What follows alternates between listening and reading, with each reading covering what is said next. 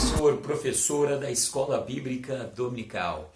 Eu sou o presbítero Daniel Vitor, eu estou aqui para um breve comentário da lição número 9 da Revista dos Adolescentes, nesse terceiro trimestre de 2020.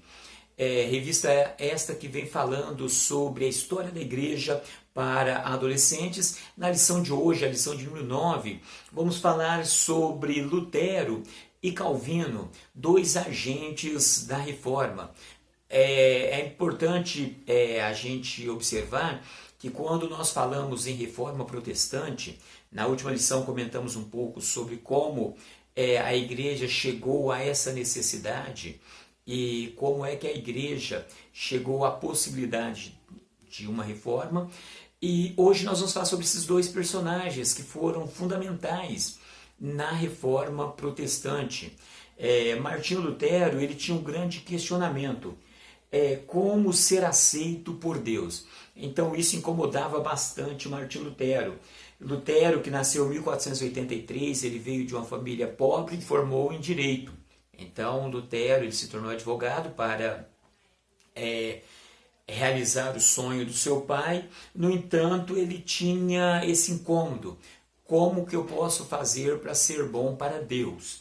Em 1505, por intermédio de um raio, em meio a uma grande tempestade, Lutero ele fez uma promessa inusitada, porque diante de uma grande tempestade e grandes raios, Lutero ele fez uma promessa para Santana, que segundo os estudiosos seria a mãe de Maria, seria a avó de Jesus Cristo.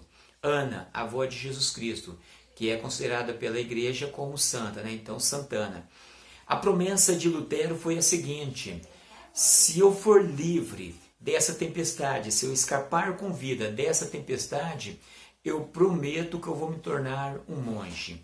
E o que acontece? A tempestade passou e Lutero ele resolveu cumprir o voto que havia feito. Então Lutero ele se tornou um monge e aquela pergunta ainda estava na cabeça dele: como que eu posso fazer para agradar a Deus? Sendo tão pecador, como eu posso agradar a Deus?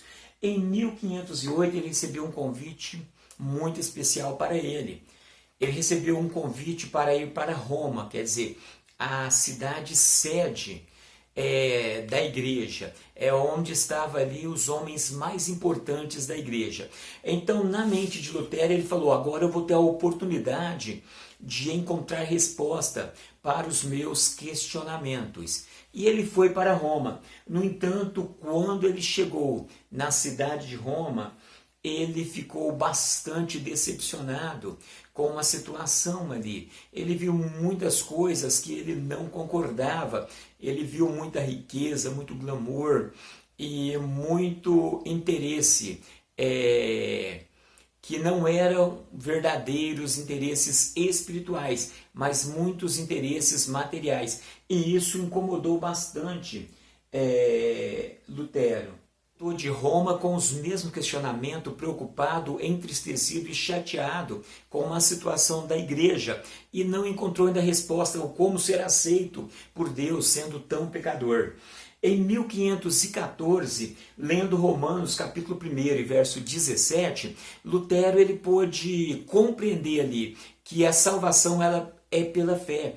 Então Lutero ele começou a ensinar ali na sua igreja onde ele tomava conta, ele começou a ensinar que a salvação era pela fé e não era pelas obras. E com isso ele veio a contradizer aquilo que era ensinado pela igreja, que precisaria de sacrifício, precisaria de fazer várias ofertas, várias coisas para alcançar a salvação. Precisava de indulgências, tantas coisas. E Lutero ele começou a ensinar que era apenas pela fé, que era apenas um ato de Deus para conosco, que não era um ato nosso para com Deus. Então toda aquela situação trouxe uma grande preocupação para Lutero, porque agora ele precisava conciliar o que ele havia percebido na Bíblia com aquilo que a igreja ensinava, e isso entrava em choque, entrava em contradição. Foi então que no dia 31 de outubro de 1517, Lutero ele escreveu 95 teses, como nós estudamos na lição anterior, colocou na porta da igreja de Wittenberg, e ali ele fazia alguns questionamentos e ele convocou os líderes da igreja para que pudesse debater aquela situação, para que pudesse haver uma mudança na igreja.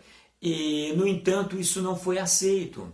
E Lutero ele continuou a pregar aquilo que ele havia percebido. Nesse período, nós vemos que surge uma forma mais prática de se produzir literatura. Nós vemos a descoberta da impressão através de Gutenberg, e então Lutero ele entra num projeto de imprimir a Bíblia na língua alemã.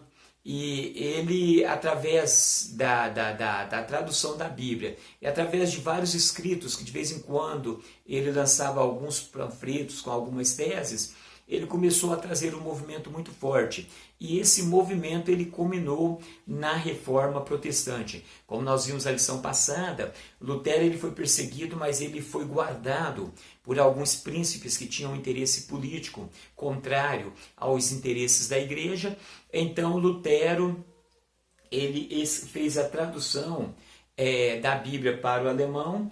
E Lutero ele reformou radicalmente várias práticas da igreja. Por exemplo, se hoje nós podemos ler a Bíblia, se nós temos várias traduções da Bíblia, várias outras coisas, foi exatamente por causa da visão que Lutero trouxe. Foi por causa do movimento proporcionado por Martinho Lutero. Lutero também ensinou que Cristo ele é o único que pode nos ligar a Deus, ao contrário daquilo que a igreja ensinava de várias formas de se chegar a Deus, entendeu? Lutero ele morreu no ano de 1546, mas os seus ensinamentos eles permaneceram vivos e permanecem vivos até o dia de hoje. Mas nós vemos um outro personagem muito importante na Reforma Protestante, João Calvino. João Calvino ele trouxe a ideia da soberania de Deus. Deus é soberano. Nós vemos que embora Lutero ele tenha trazido a reforma, tenha trazido todo esse movimento, Lutero ele não tinha posto de uma forma organizado o pensamento da reforma. Ele não tinha conseguido colocar de uma forma bem organizada a doutrina da reforma. Nós vamos ver que João Calvino ele conseguiu organizar a doutrina protestante. Então ele conseguiu colocar de uma forma bem organizada qual seria os conceitos, as ideias, a doutrina daquela nova ideia que tinha surgido de protesto contra a igreja da época. Nascido em 1509, na França, Calvino ele era um filho de um rico advogado. Ele, com 14 anos, Calvino foi para a faculdade. Nós vemos que Calvino ele era um menino prodígio, ele tinha um conhecimento acima da média. Tanto é que com 14 anos ele foi para a faculdade. Ele começou a se preparar para ser padre, mas o seu pai também queria que ele fosse advogado, semelhante ao caso de Lutero. Então ele foi preparar para ser padre, mas o pai queria que ele fosse advogado, e aos 27 anos ele escreveu as Institutas da religião cristã. Então ele escreveu, de uma forma organizada, como que deveria ser a religião cristã. A obra de Calvino ela ficou tão famosa que Calvino ele foi convidado a trabalhar em na cidade de Genebra. Ele foi convidado a ir para a cidade de Genebra, porque Genebra estava... havia um movimento protestante forte ali na cidade de Genebra. Então ele foi convidado para que ele pudesse organizar a vida daquela população, para que aquela população toda tivesse um conhecimento de qual seria a doutrina protestante. Então Calvino ele foi para Genebra. No entanto, ele tinha uma pregação muito forte, muito rigorosa, ao ponto deles expulsarem Calvino de Genebra. Porém, passados 4 anos, Calvino ele é convidado e ele continua aquele trabalho ali em Genebra. Genebra se tornou uma cidade muito forte dentro do protestantismo por causa desse acontecimento. Assim como Agostinho, que nós vemos lá atrás, Agostinho de Hipona, Calvino ele ensinava também que o homem ele perdeu toda a sua capacidade racional através do pecado. E dessa forma, o homem ele não tem condições de por si mesmo ele conseguir chegar até Deus. Então Calvino ele trouxe essa visão de que é impossível o homem ter alguma participação na questão da salvação.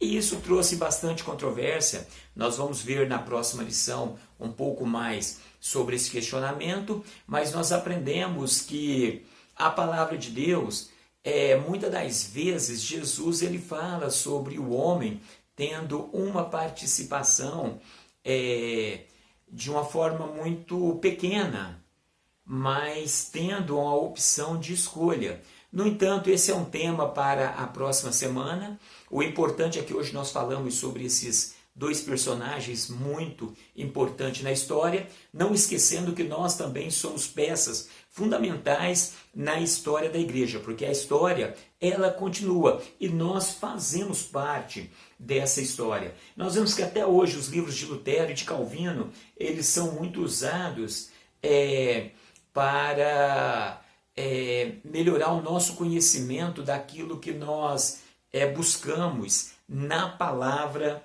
de Deus. Então nós vemos que até hoje os livros de Calvino e de Lutero eles são lidos e servem como base para o nosso aprendizado da Bíblia Sagrada. E a história ela continua. Fiquem com Deus e até o nosso próximo encontro.